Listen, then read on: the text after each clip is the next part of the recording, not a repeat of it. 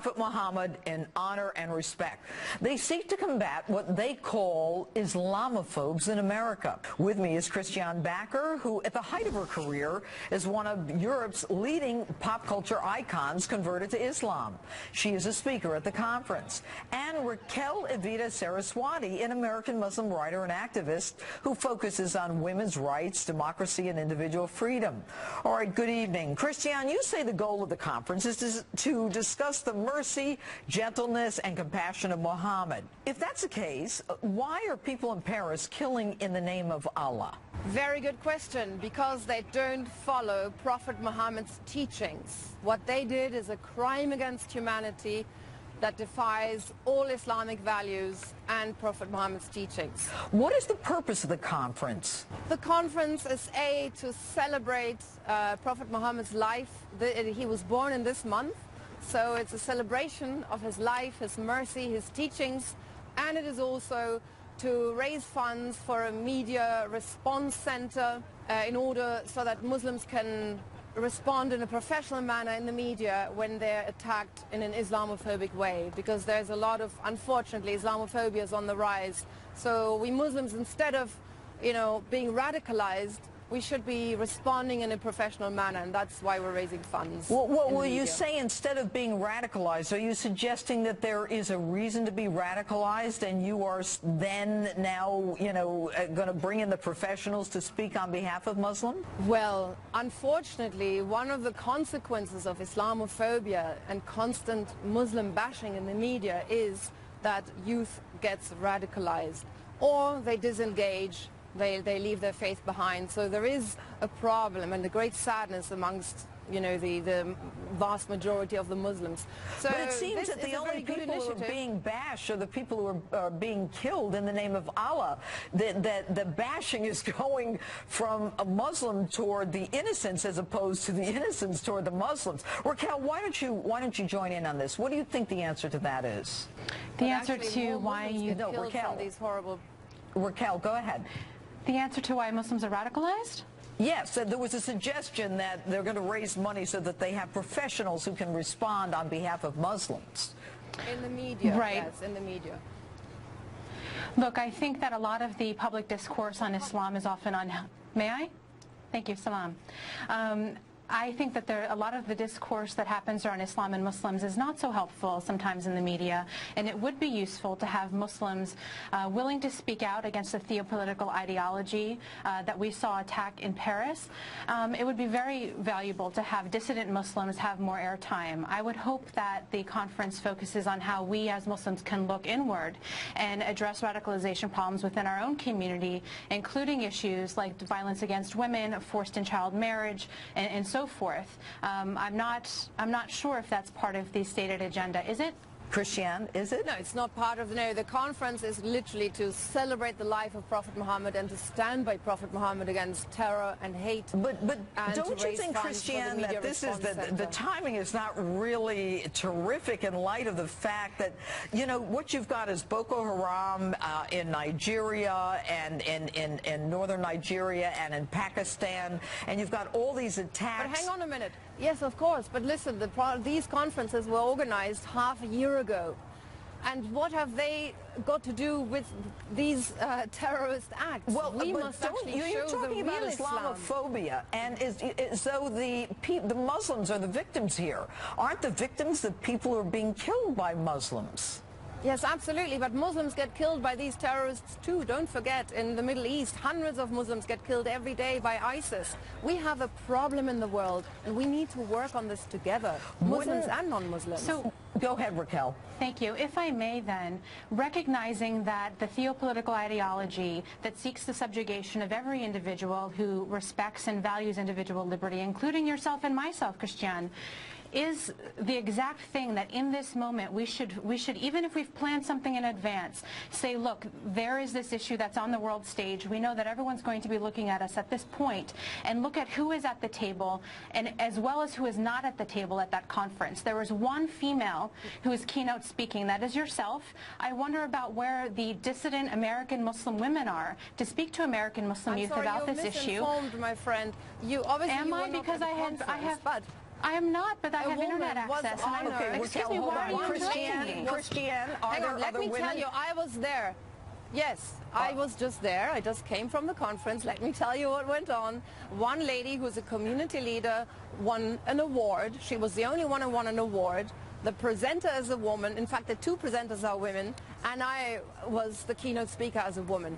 Okay, let me ask you this. Ladies, let me ask you this. There are reports a woman was stoned to death for adultery. Is this allowed by your... For example, stoning, lashing, any kind of capital punishment for something like that is not something that I believe in. That's something most Muslims I know believe in. However, we have to acknowledge that there is a particular interpretation of our faith that believes in that. And we have to be at the front lines of fighting that. Christiane, Raquel, thanks so much.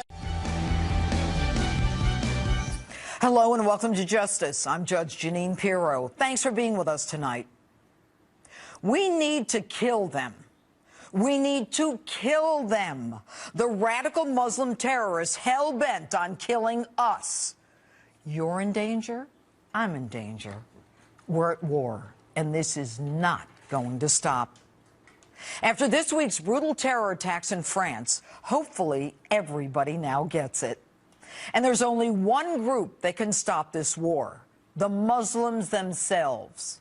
Our job is to arm those Muslims to the teeth, give them everything they need to take out these Islamic fanatics. Let them do the job. Let them have at it. And as they do, we need to simply look the other way.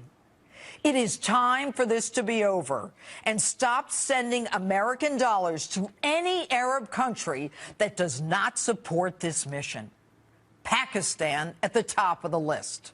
Force Arab nations to choose. They're either with us or they're against us. And stop with this nuclear negotiation nonsense. They don't operate the way we do. You can't negotiate, you can't mediate, and you can't bargain. You can't even reason with these people.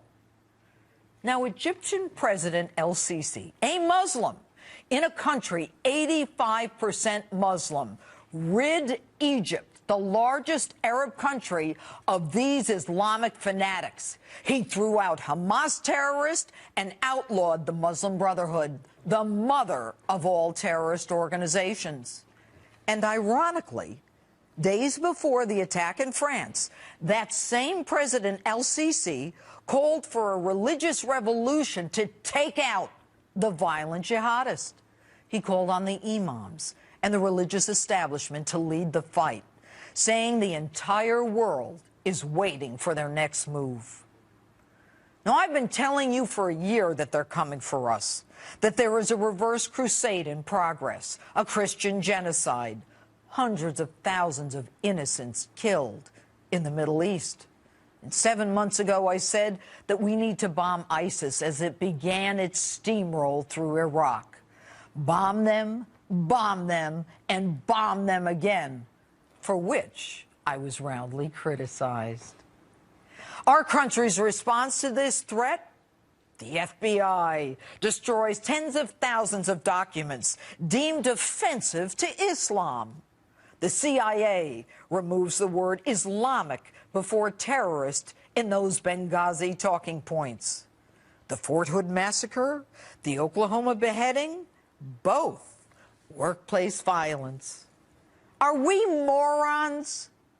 Of course, none of this should be a surprise, given that our president invited the Muslim Brotherhood to fill the first 2 rows of his apology for being an American speech in Cairo in 2009. And as we cower to these Islamic fanatics, our president and former Secretary of State Clinton say they will prosecute the man who made the video. Free speech be damned. They call murders accompanied by Allah Akbar workplace violence. This surrender is nothing more than a coward's response to the fear of this fanatical terrorism. And this political correctness will be the death of us. They can kill us, but we can't hurt their feelings? I'm surprised the president hasn't signed a new executive order that simply says, don't offend Muslims.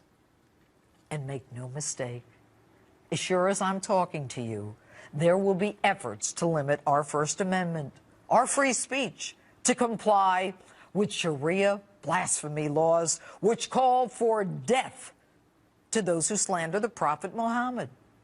And at a time when we have never been in more danger, our president is focused on free community college, on his continuing march to reduce the size of the military and eviscerate our national security. Our government's response to the terror threat is to have an interfaith dialogue to try to understand and empathize with the enemy. And when they want to shut us up, they call us Islamophobes. Muslim groups like CARE and the Nation of Islam have been integrated into our society. Muslims invited to worship at our national cathedral in Washington, D.C. We're directed by a political correctness that is so bizarre, so disconnected from reality that it does nothing but assist our enemy in our own destruction. They have conquered us through immigration. They have conquered us through interfaith dialogue. And they have conquered us by co-opting our leaders into a position of embarrassment. Now, the Prime Minister of France just a few hours ago stated that France is at war with radical Islam. Why can't our president even say the words radical Islam or Islamic terrorist, let alone protect us Americans? It's not like we haven't been, that we haven't suffered from these fanatical terrorists. Thousands of Americans have died at their hands. The World Trade Center, the USS Cole, Tanzania, Fort Hood, Benghazi. But when the head of MI5, one of the most secretive positions, shows his face to the world saying that Britain is going to get hit next, it is time to get serious. And as this Islamic cancer metastasizes throughout the world, Boko Haram in Nigeria, Al-Shabaab in Somalia, Ansar al-Sharia in Libya, Al-Qaeda, ISIS, and as it goes through Europe, it is headed our way. Our forefathers gave up everything, their fortunes, their families, their lives, to create a government where free speech and freedom of religion were sacrosanct. This surrender, this refusal to even call it what it is an insult to my father and my grandfather and everyone who served in the armed forces, who fought to protect what is sacred to every American. Yes, it is time for this to be over. And that's my open. Tell me what you think on my Facebook page or Twitter at Judge Jeanine, #JusticeOpen.